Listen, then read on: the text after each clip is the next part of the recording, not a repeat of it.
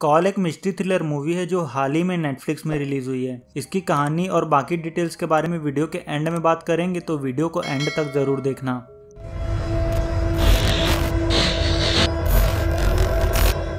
तो कहानी की शुरुआत में हम सियोन को देखते हैं, जो एक डिप्रेस्ड किस्म की लड़की है क्योंकि उसके पिता की मौत उसके बचपन में एक फायर एक्सीडेंट में हो गई थी और इसका जिम्मेदार वो अपनी मॉम को मानती है क्योंकि उसकी मॉम ने घर में गैस खुला छोड़ दिया था। सियोन अपनी मॉम से हॉस्पिटल में मिलकर आ रही थी क्योंकि उसकी मॉम को ब्रेन ट्यूमर है और हॉस्पिटल से आते वक्त उसका फ़ोन ट्रेन में छूट जाता है। संगू उसे लिफ्ट देता है जो एक स्ट्रॉबेरी फार्मर है और उसी के गांव का रहने वाला है। एक दिन सियोन को एक लड़की का कॉल आता है और वो सनही नाम की एक औरत से मदद मांग रही थी क्योंकि उसकी मॉम उसे टॉर्चर कर रही थी, पर सियोन बोलती है कि ये रॉन्ग नंबर है और वो फ़ोन काट देती है। नेक्स्ट सीन में हम देखते हैं कि डॉक्टर सियोन को बोलते हैं कि उसकी मॉम की ट्यूमर को निकालने के लिए एक सर्जरी की ज़रूरत है और इसके लिए उसे किसी बड़े हॉस्पिटल में ले जाना होगा। सियोन की माँ उसकी लाइफ को सिक्योर करना चाहती थी और वो चाहती थी कि उनके मरने के बाद उसकी बॉडी को उसके डैड के बगल में दफन कर दिया जाए, पर सियोन को ये बात अच्छी नहीं लगती क्योंकि उसे लगता है कि उसकी मॉम इसके लायक नहीं है। सियोन को दोबारा उस लड़की के कॉल आता है जो अपने नाम योंग सुक बताती है। उसे लगता है कि उसकी मॉम उसे मार डालेगी और वो मदद मांगती है और अपने घर का एड्रेस सियोन को बताती है। पर जब सियोन उस घर का एड्रेस देखती है तो उसे पता चलता है कि वो एड्रेस तो उसी के घर का है। उसे लगता है कि शायद कोई उसके साथ मजाक कर रहा है। एक रात सियोन अपने घर के वॉल में कील ठोक रही होती है, तभी उसे वॉल में एक बेसमेंट मिलता है जिसके बारे में किसी को भी नहीं पता। सियोन जब बेसमेंट के अंदर जाती है तो उसे एक बॉक्स मिलता है जिसमें एक डायरी और कुछ फोटोज होते हैं। डायरी को चेक करने पर सियोन को पता चलता है कि ये यंगसुक की डायरी है जो 1999 की है, जिसमें उसने अपनी सारी बात लिखी हुई है और साथ ही उसका एक फ़ोटो भी होता है। सियोन जब वो फ़ोटो संगहू को दिखाती है तो वो बोलता है कि ये यंगसुक है जो काफ़ी साल पहले अपनी मॉम के साथ उसी घर में रहती थी जिस घर में वो अभी रहती है, पर लोगों का कहना था कि उसकी मॉम टोना जादू करती थी। सियोन जब वापस आ रही होती है तो उसे रास्ते में सनही का स्टोर भी दिखाई देता है। सियोन को यंगसुक का दोबारा कॉल आता है और सियोन उसे बोलती है कि उसे लगता है कि वो दोनों एक ही घर में रहते हैं पर टाइम अलग अलग है, पर यंगसुक को उसकी बातों पर यकीन नहीं होता है। सियोन अपनी बातों को यकीन दिलाने के लिए उसे उसकी डायरी में लिखे कुछ बातों के बारे में बताती है जिसे उसे खुद ने लिखा था और साथ ही ये भी बताती है कि आज रात एक प्लेन का एक्सीडेंट होने वाला है। यंगसुक रात में डिनर करते वक्त प्लेन एक्सीडेंट का न्यूज़ देखती है और उसे सियोन की बातों पर यकीन हो जाता है। एक दिन सियोन अपने मॉम डैड के साथ यंगसुक के घर को देखने आती है।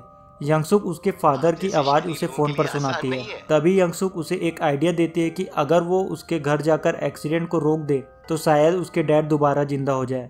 सियोन उसके पुराने घर का एड्रेस उसे देती है, जिसके बाद यंगसुक उसके घर जाती है और घर का गैस जो उसकी मॉम ने चालू कर छोड़ दिया था उसे बंद कर देती है।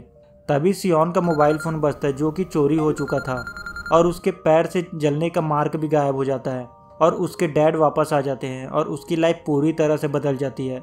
अब वो काफ़ी खुश रहने लगी थी, पर वो इस चक्कर में यंगसुक को इग्नोर कर रही थी, पर उसे ये बात बिल्कुल पसंद नहीं आई। एक दिन सियोन नेट पर यंगसुक के बारे में सर्च कर रही होती है, अब वो कहाँ है और क्या कर रही है। उसे पता चलता है कि आज ही के दिन उसकी मॉम ने उसे मार दिया था जिसके कारण उसे उम्र कैद की सज़ा हुई थी। सियोन ये बात फ़ोन कर यंगसुक को बता देती है कि उसकी मॉम आज रात उसे मारने वाली है, जिसके बाद यंगसुक पहले से तैयार हो जाती है और जब उसकी मॉम आती है तो वो उसे मार देती है। जब सियोन उसे उसकी मॉम के बारे में पूछती है तो वो बोलती है कि एक छोटी सी मिसअंडरस्टैंडिंग थी, अब वो ठीक हो चुकी है। एक दिन संगहू यंगसुक के घर स्ट्रॉबेरी देने जाता है। इस दौरान वो स्ट्रॉबेरी रखने के लिए फ्रिज खोलता है, तभी उसे पॉलीथीन में मांस के कुछ टुकड़े दिखाई देते हैं जो यंगसुक की मॉम के होते हैं, जिसे देखकर वो काफी घबरा जाता है। यंगसुक ने अपनी मॉम के छोटे छोटे टुकड़े करके एक पॉलीथीन में भरकर फ्रिज में रख दिया था, जिसके बाद संगहू फोन कॉल करता है पर वो फोन सियोन को लगता है, पर पीछे से यंगसुक संगहू को भी मार देती है और इसकी आवाज़ सियोन सुन लेती है। वो अपने डैड से जाकर संगहू के बारे में पूछती है तो वो बोलते हैं कि वो किसी संगहू को नहीं जानते। सियोन संगहू के घर जाती है और देखती है कि उसका घर अब खंडहर बन चुका है। सियोन पुलिस स्टेशन जाती है जहां उसे पता चलता है कि संगहू की मौत काफ़ी साल पहले ही हो चुकी है और उसकी मौत के लिए यंगसुक उम्र कैद की सज़ा काट रही है। 2 ऑफिसर संगहू के बारे में पूछताछ करने यंगसुक के घर जाते हैं, पर यंगसुक झूठ बोलती है कि वो उसे नहीं जानती, पर उनमें से एक ऑफिसर को उस पर शक हो जाता है क्योंकि उसने स्ट्रॉबेरी को रखे हुए देख लिया था। सियोन सनही के पास मिलने जाती है जहां सनही बताती है कि यंगसुक की माँ एक अच्छी औरत थी और अगर वो नहीं होती तो आज वो जिंदा नहीं होती। यंगसुक सियोन को कॉल करती है, जहाँ सियोन उसे बोलती है कि तुमने अपनी मॉम और संगहू को क्यों मारा, और बोलती है कि तुम पकड़ी जाओगी और तुम्हें उम्र कैद की सजा होगी। यंगसुक बोलती है कि तुम मुझे बताओ कि मैं कैसे पकड़ी जाऊंगी, ताकि वो सबूत को मिटा सके। ऑफिसर यंगसुक की हिस्ट्री चेक करता है, जहां हमें पता चलता है कि उसे एंटी सोशल डिसऑर्डर नाम की एक बीमारी है। यंगसुक घर पर होती है, तभी सियोन और उसके डैड यंगसुक के घर आते हैं। दूसरी तरफ सियोन अपने डैड के साथ जा रही होती है, तभी उसके डैड अचानक से गायब हो जाते हैं, जिसका मतलब था यंगसुक ने उसके डैड को मार दिया था।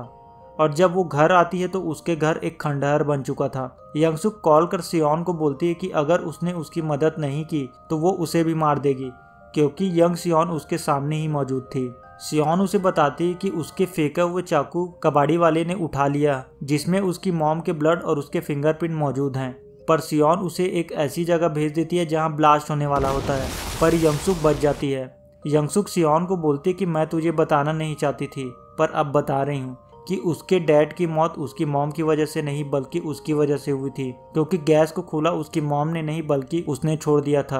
पर बाद में वो इस बात से मुकर गई थी, तो वो बेवजह इतने सालों से अपनी मॉम से नफरत कर रही थी। सियोन पुलिस स्टेशन जाती है और उसे पुलिस ऑफिसर की डायरी को चुरा लेती है और उस कबाड़ी वाले का एड्रेस यंगसुक को बता देती है, और यंगसुक उस कबाड़ी वाले को मारकर चाकू को जला देती है। दूसरी तरफ सियोन की मां पुलिस स्टेशन जाती है और सियोन और उसके डैड की मिसिंग कंप्लेंट करती है, पर पुलिस कंप्लेंट लिख लेती है पर कोई एक्शन नहीं लेती। तभी बैरेक नाम का एक ऑफिसर जिसे यंगसुक पर शक था, वो यंगसुक के घर का एड्रेस सुनकर सियोन की मॉम की मदद करने को तैयार हो जाता है और सारे डिटेल्स को अपनी डायरी में नोट करता है। ऑफिसर और सियोन की मॉम यंगसुक के घर जाते हैं। दूसरी तरफ यंगसुक की ओल्ड वर्जन यंगसुक को फोन कर बता देती है कि सियोन की मॉम और ऑफिसर उसके घर आ रहे हैं। ऑफिसर और सियोन की मॉम यंगसुक के घर जाते हैं, जहां सियोन की मॉम एक फ़ोन सियोन के डैड को करती है। ऑफिसर इस फ़ोन कॉल की टाइमिंग को डायरी में नोट कर लेता है और इसी फ़ोन कॉल की टाइमिंग को सियोन फ्यूचर में ऑफिसर की डायरी में देख लेती है और कॉल अटेंड करने घर वापस जाती है, जहां अब यंगसुक की ओल्डर वर्जन रहती है, जो पहले से ज़्यादा खतरनाक है। और उसने अपने घर में काफ़ी सारे फ्रिज रखे हुए हैं, जिसमें उसने लोगों को मार कर रखा हुआ है और वो आज तक पकड़ी नहीं गई है। सियोन किसी तरह फ़ोन उठाकर बेसमेंट में चली जाती है, जहां एक चेयर होता है जिसमें यंगसुक लोगों को मारती है, और सियोन अपनी मॉम के कॉल का वेट करती है। जब उसकी मॉम कॉल करती है तो सियोन फ़ोन उठाकर अपनी मॉम को बोलती है कि वो तुरंत वहां से निकल जाए। तभी यंगसुक पुलिस वाले के ऊपर पीछे से हमला करती है और उसे मार देती है। दूसरी तरफ ओल्डर यंगसुक सियोन के ऊपर हमला करती है, पर सियोन जैसे तैसे अपने आप को एक रूम में बंद कर लेती है और अपनी मॉम को किसी भी तरह वहां से निकल जाने के लिए बोलती है। यंगसुक यंगर सियोन को उसके मॉम के सामने फेंक देती है, जिसे देखकर उसकी मॉम उसे बचाने जाती है और यंगसुक सियोन की मॉम पर हमला करती है और दोनों में झगड़ा होता है। और इस दौरान वो दोनों बालकनी से गिर जाते हैं और यंगसुक की डेथ हो जाती है और ओल्डर यंगसुक भी गायब हो जाती है, जिसके बाद सियोन सबसे पहले हॉस्पिटल अपनी मॉम के पास जाती है, पर वो वहाँ मौजूद नहीं होती। सियोन ग्रेवयार्ड जाती है, जहाँ उसकी मॉम आती है और वो अभी भी जिंदा है, और वो दोनों घर चले जाते हैं। और दी एंड। तो कॉल एक हॉरर मिस्ट्री थ्रिलर मूवी है। इसका प्लॉट सिंपल है, पर इसमें काफ़ी सारे ट्विस्ट एंड टर्न्स है, जिसे प्रिडिक्ट कर पाना मुश्किल है। सिंपल इसलिए क्योंकि इस फिल्म की स्टोरी हमें आसानी से समझ आ जाती है कि फिल्म में क्या चल रहा है, पर फिल्म में क्या होने वाला है ये प्रिडिक्ट कर पाना काफ़ी मुश्किल है।